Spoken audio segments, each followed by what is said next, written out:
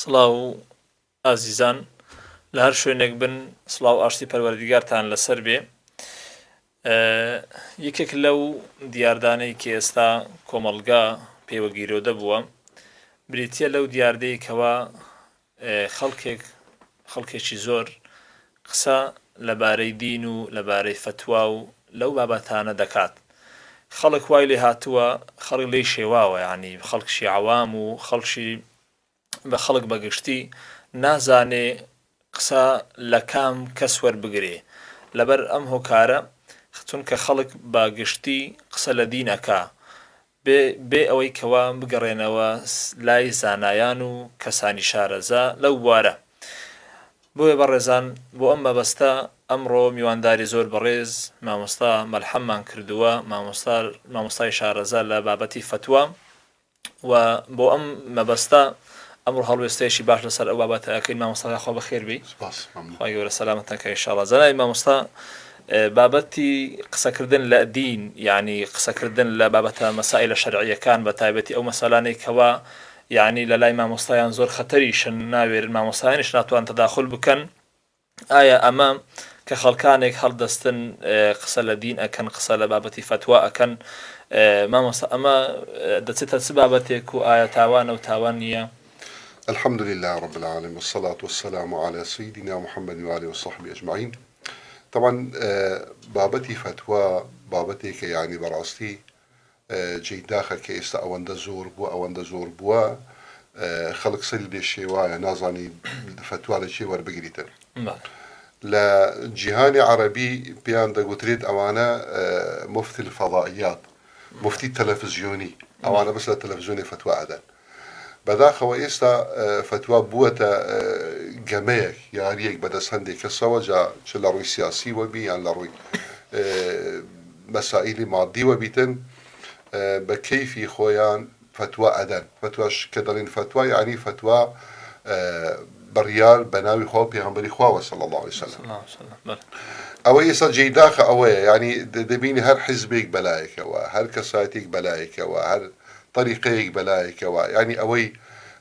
بەمیزاجی خۆی پێی باشە و پێی خۆشە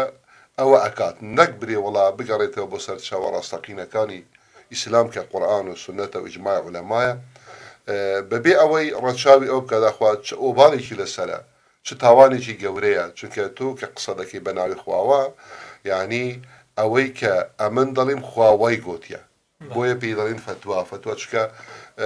لەگەڵ قسەی کەسێکی دیکە، کەسی مەسەلەن لێدوانی کەسێکی سیاسیە یان نووسەرێکە یان هەر کەسێکی دیکە فەرقێکی ئەو فەرقی هەیە. فتوى واتە ئیمزاکردن و تەوقیعکردن لە باتی خوا، هەروەکو ابن القيم رحمه الله کتێبەشی هەیە إعلام الموقعين عن رب العالمين، ئاگادارکردنەوەی ئەو کەسانەی کە لە بری خوای گەورە ئیمزاکەن تەوقیعکەن. بۆیە خطورەتی ئەوە لەوەیدا، یعنی لە ئیسلامیشدا، یعنی حتاکو لە قورئان کە دەگەڕێنەوە قسەکردن بە زاری خوا و بە زاری پێغەمبەری خواوە من ئەکبەر الکەبائر حساب کرایە. هەروەکو خوای گەورە دەفەرمید قل إنما حرم ربي الفواحش ما ظهر منها وما بطن والإثم والبغي بغير الحق وأن تشركوا بالله ما لم ينزل به سلطانا وأن تقولوا على الله ما لا تعلمون. يعني أتو درباري شتێک قسە بکەی کە هیچ علمت پێی نییە، نازانی، لەبەرەوە فتوى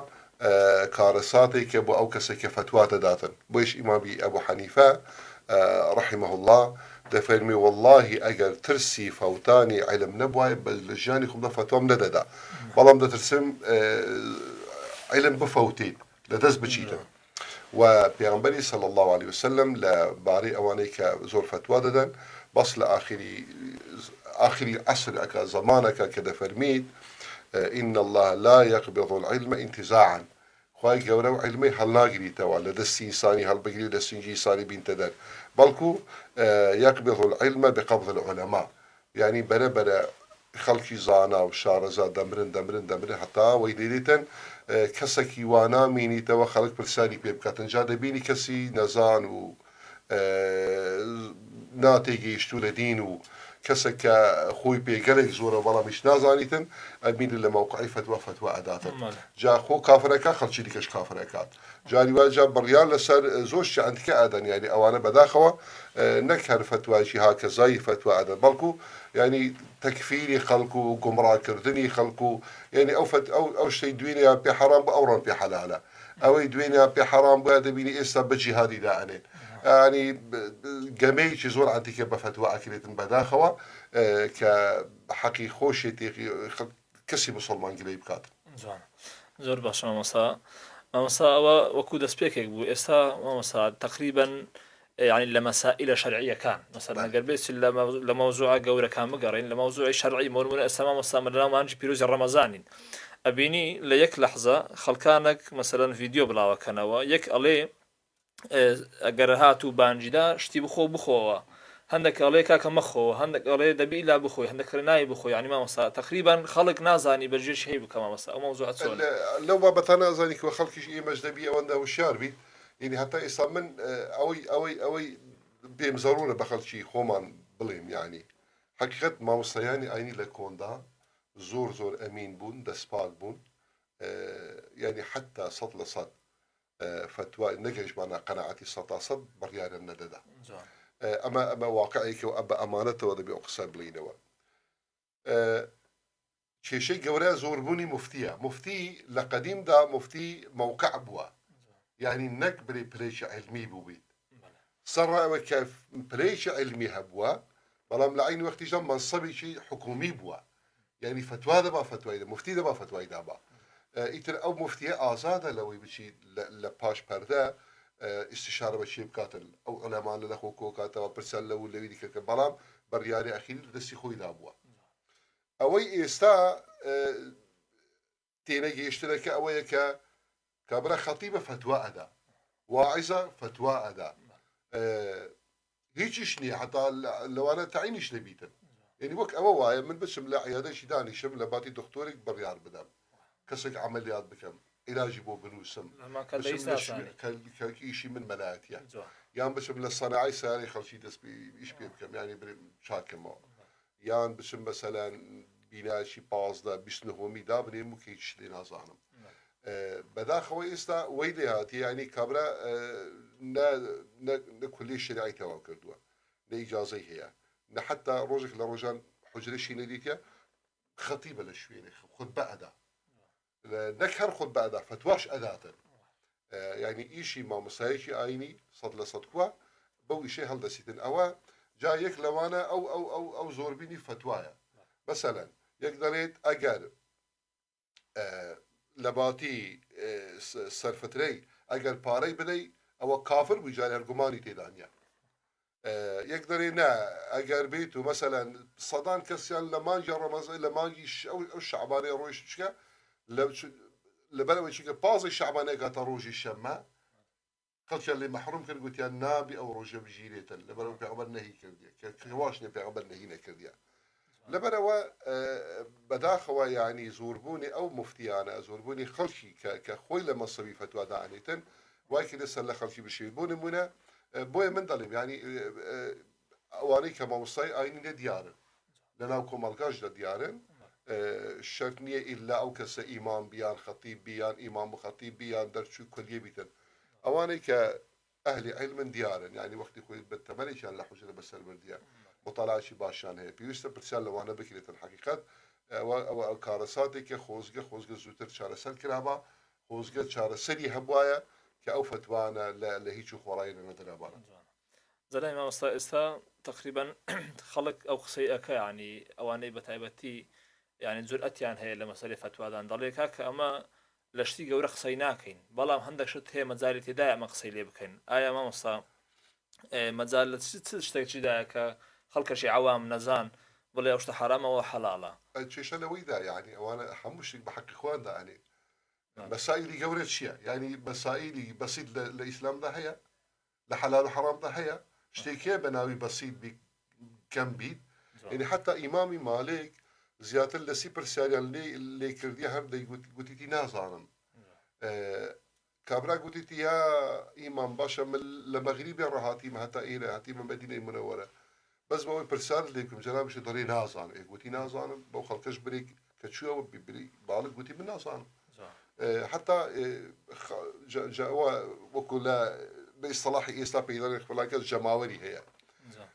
خەڵکی کەمە لە دەوری ئیمامی شەعبی کۆبووبووەوە کە پرسیاریان لێ ئەکرد زۆر جا دەیگۆ نازانم کابراک گوتی وڵڵی ئیمە پێمان شەرمە تۆ لێ من نازانم ئەدی شێ ئەزانیتن شەرمە بۆ ئێمە ینی وەکو ئەمەی کە لایەنگری بەحسابی خۆی جەماوەری ئەو ئیمامی شەعبی بوونە ئێمە پێمان شەرمە کە دەڵێ نازانم وتی جا وڵڵی مەلایکەت شەرمە لە خوای نەکرد کە داوای لێکردن دەیوت سبحانەکە لا علم لنا إلا ما علمتنا يعني شرمي تيدانية وحتى إمامي عليش دفرميتن كبرسيانا اللي أكيد يقول بابا آقادار من أي مفتي آقادار من بزارة شفت وايق دادي چونك زول جالي واشهم وحتى إمام الشافعي برسالي اللي كرايا جوابي ندايته وحتى ما وايق بيقول يا إمام باشا شي زور أو دقورة نبولو بسيط زور أو دميني وحتى بجاب ده يقول شيء بسيط وسهل آصال لأي دانية حتى تينا جم آية مصلحة لويدا بريم يعني نمشي كزول جاري ويصل حق شاء قصة كحق بلام جاري وكارسات اللي دروس دبيتن إنساني مفتي إنسان كلام موقعي فتوى ده اللي بأقاداري أو بيتنشك جاري وهي قصة حق شاء فتوى كش حقه وراسته بلام جاري وهي يعني فتني شيء كوري اللي دروس دبي لو على اشتري اللي دروس ببي لو على خويني هدي كسب هذا البرواتن إنساني مفتي دبي لا جدال منصب علمي كي دبي مسؤوليتي شيء أول شيء هالقريت يعني تحملي أوش بقاتن شو كجاري وهي بقصي كارساتي خروجنا.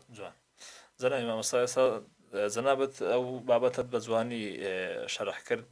يعني إسا مواتي جيشين تواو لإستوا دبي خلق واتي بقى لموضوع الدين نلشت جورا كان مثلا موضوع جورا كان نلقى كان نبي خلق شيء نزان قصي بكا بلا ما يسمى مثلا خلق وكو عوام يعني خلق شيء آساي عليه بومن من دين للشيور بقرم إسراسا زنابت ما مستعد زاني أو ما مستعد شاكا أو ما مستعد خراب بلام يعني الدين لما مستعد مزجوتي خور قرم يعني لما مستعد سوشيال ميديا ورقرم بقرم واتس سرساوكو موقع عشر رسمي والله أواني موسى آينين ديارن زوانا لناوكم الكش قد ديارن خلق ديار ناسي باش بله دوام بقناعتي من أو كسي منصبي شي حزبي هي يعني بلو لدو بلو بايا زور جار بداخوا كابرا دايوي خو هل بجيريت للسوشيال ميديا ببيلي آيني دسبي أكاد شو كده زاني ما خلقي شي دل صوزة بأو دينا بيها الأخلاتين أبيني لا ماويشي كم دا درتشو كابرا كاكا والله أو دايوي خو هل بجيري ببرلماني يعني منصبي شي دبي لنا أو حزبي يعني دايوي شي شكرت يعني ما مصاي آيني ديارن قماني تيدانيا إنسان دبي زور لو يدور بيتن يعني هركسك بناوي آينة وجاء بريشو بعما مش نية بيقوما ما وصي آيني ديارن مواقعي فتوى ديارن إما الحمد لله أنجمني بالي فتوى من هيا تلفوني عن هنا موقعي خوي عن هيا أتوان بردوام لا بيوندي لا بلجل أو مؤسسية حتى إذا خلقي شي زوري تدا يعني ولا بيبري ولا لايني شي تدا حمو بيرو باوري شي تدا لنا مذاهبي إسلامي دا وبيشغل ما مصا يعني خلشي شارزاي شي دا دكتوري تدا مهندسي تدا خلشي ديكي تدا يعني حتى فتوى تدريد صد لصد بالتأكيد بالله يعني أوي نوي لقال إيكون دبي ليه كان بس بيتوي ليه كان كريدا بيتن أو جا فتوى عند يعني مؤسسيك يا رسمية لهريمي كردستان جا كسك كيفي بيناي بمرجعي خوينا صاري مشكلة خويتي بلا مرجعي يا الرسنة همين ما مصاي آينينا شارزانا همين شارزان لفقه إسلامي دا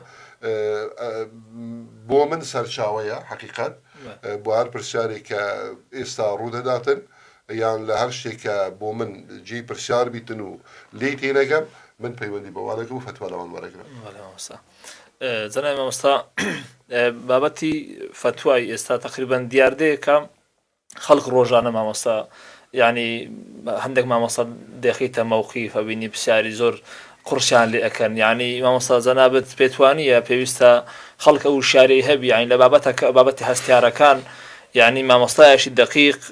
کە معروفە لەو شارەی کە مامۆستایەکی پڕ عیلمە لەو بابەتانە بگەڕێتەوە لای ئەو مامۆستایە نەک یعنی بەکەی خۆ تۆزێک کەسێک سیمای دینداری پێوە دیارە پرسیاری لێ بکات دوای ئەویش لە شەرمی خۆی نەکوەشی ئیمامی شاعبی بڵێ نازانم لە شەرمی خۆی جواب بداتەوە. لەوەیە کارەساتە ینی مەسەلەن دەبینی بەرنامە مباشرە بە زۆربەی زۆریان یعنی هەتا ئێستا ئاگام لێنە بۆ یەکێکیان بڵێ من نازانم یان ئەو بابەتەی هەڵدەگرم بە دوواداچوونی بۆ دەکەم تحقیقەکەم دواتر جواب دەدەم بۆ حەچی پرسیاری لێکی جواب دەداتەوە ینی باش بیت ڕاست بی و ڕاستەبی ئیتر ئەو ناڵێ من نازانم ئەوەندە تەخواشی نییە برێکا کە بەو قسەی من هەزاران کەس ملیۆنان کەس لەوانە ئاگای لێ بیتن لەوانە چەندین کەس بەو قسەی من ئەو بە فتوای من ئەکەن ئەوە لایشی بەسەلا لای دوام ینی ئەو کەسەی کە پرسیار دەکاتە زۆر جارە مەبەستێکی باشی نییە بۆ نمونە دینیت چەند وشەیەکی لەناو ئەو فتوای دەردینیت یا لەناو خودبەی مامۆستایەکی ئاینی دەردینیتن بۆ نمونە مامۆستایەکیم ئاگالێ بوو دەیگوت هەندێک کەس وا دەرێن هەندێک کەس دەرێن زینا حرام نییە مەشروب حرام نییە فلان حرام نییە ئەو کابرایی کە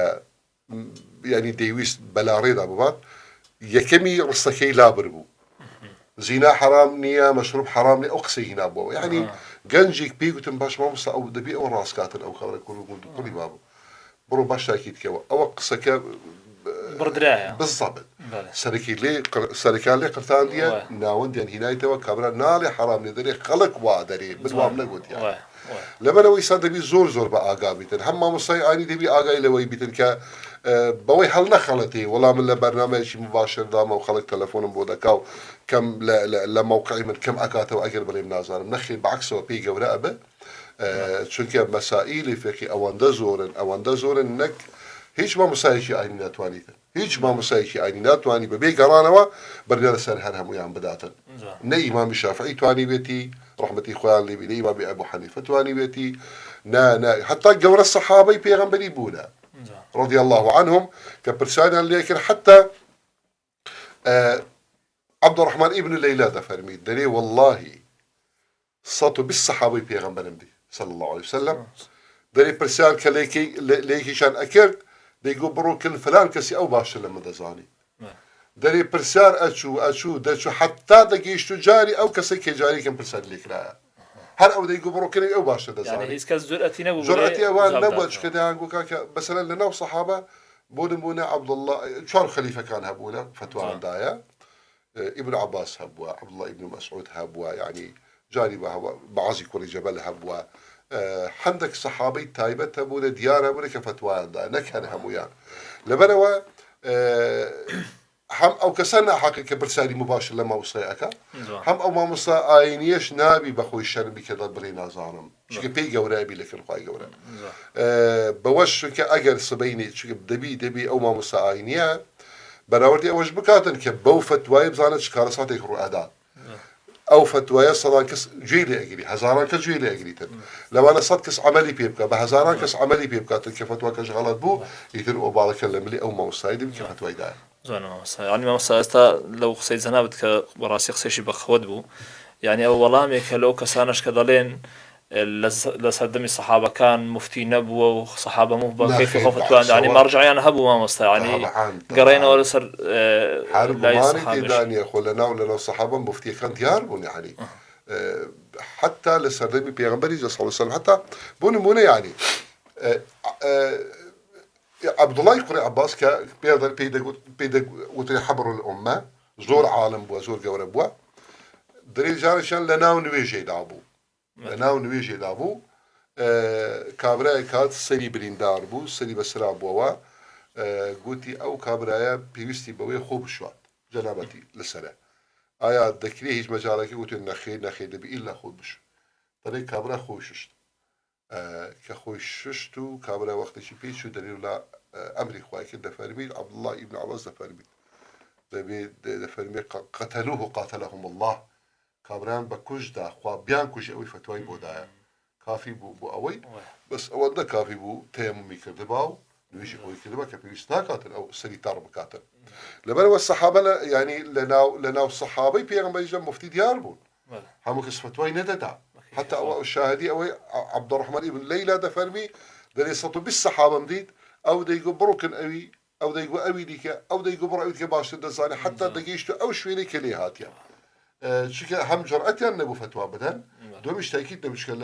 لناو صحاب برو تماشي أو تفسير أنا بكزيادر شيخ ساكا عبد الله ابن عباس زوان فعلا زلمة مصا براستي تقريبا وقت كمان خريكة هوا وأبي بهم خوش ما مستعني وكو وصيتك وكو نصيحتك بوكم الجاي يعني لآخر توركات إن شاء الله يعني بخصيشي كرت خلقك تقريبا توجيه بكر الله شي باش ما مصا والله إما دائما أول ما مصاي آيني حمو ما مصاي شي آيني داوا كان لخلشي خوما بتايبتي أوانيك بشيشان لعلم هي بلا ناقات أورادك فتوى بدن شو طالب العلم من يعني أو ما أنا كمنصبي موصي عين يعني هي شو الأخذ شو خطيبا شو إماما تقوى خواب كان لفتوى دانش كفتوى براسي كارسات أجر بيتو تقوى تيلان أبو حتى جارك كان أوي كاتب إمام عمر بن شيشي نسي قلت هذا ما رأى الله ورأى عمر أما أو بريارية أو كخواي جورا به باج بوا وعمرش به باج بوا إمام عمر فرموي بئس ما قلت چه بأدبي چه زمان بيسي أتو چشتي خرابت قوتياتو خرابترين قصي كدلي بري عوي إمام عمر أوي ببازانيا بناوي إخوانا بناوي إخوان قسمك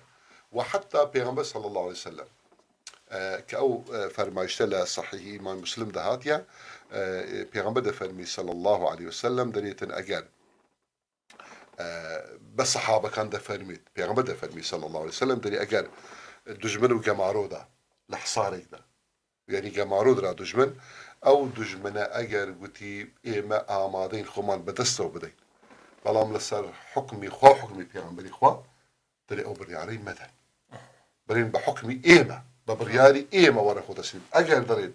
داوای بختی خواه پیغمبری که شکل کردواری مشروعی داری بختی خوام بدنی واده کن اگر داوان کن میان دنی بختی خواهی بختی پیغمبریشی مدنی بختی خوتان بدنی چون اگر بناوی خوتان غلطان کرده و خوتان غلطان کرده بلام اگر سبینه اتون بری بحکم امری خواهی ولا خو تسلیم میکو امری خواه بحکم خواه دگره کم ادی اگر بلا حکم خواهی غلطت کرد كواتا أو وقتي باجكي خواو بيغمبري خوا أدن أدينا بيني أو همو بشتو كشتارة وتيلو لو أو خلشي بيتا وانا أكو جريتن همو يبتشي بفتوى سقطانية همو شي بناوي خواو بيغمبري خوا جوالا خلق بكو جري خلق طالان بكري لسر مالو حالي در بكري ويران بكري مالو يعني أوي لدست يعني ديكين بناوي ديني خوا لا نتيجة جداد شيء زرر أكا طبعا إسلام بزرر الإسلام ودين مسلمان دشكيته وبويا أركي هر همو معنا زور خمان بپارێزی لە فتووادا و تاخوای خواش بکەین چونکە هەر قسەیەک لە زاری ئینسانی دەرەچیتن ما يلفظ من قول إلا لديه رقيب عتيد يعني ئەوەی لە زمانی ئینسانی دەرچوو لە زاری ئینسانی دەرچوو بێگومان مراقبی لەسەرن لەسەر ئینسانی حساب دەستەکان خۆی زانای مامۆستا زۆر سپاس دەکەین بۆ دەرفەتەی کەوا بە ئێمەدا و عەزەتماندای ئەوڕۆ بەڕاستی استیفادەمان کرد لە خزمەت جەنابەت حقوق بو زیاتر لە خزمەتت دابین ان شاء الله ئەگەر فرصت هەبی لۆ بەرنامەشی دی ئەگەر خوا گەورە بکاتە قسمەت دووبارە یاخوا بەخێر بێ جەنابی مامۆستا خوا سەلامەتتان کە ڕێی مامۆستا جان خوا سەلامەتتان یا ڕەبی بەڵێ ئازیزان لێرە هاتینە کۆتایی ئەو بەرنامەشمان ان شاء الله ئەو حەڵقەیەمان تەواو بوو بە هیوای ئەوەی ان شاء الله استیفادەتان کردبێت و وەڵامی ئەو پرسیارەتان وەرگرتبێتەوە و بە هیوای ئەوەی ان شاء الله جەنابتان سوودتان بینی بی ان شاء الله والسلام عليكم ورحمة الله وبركاته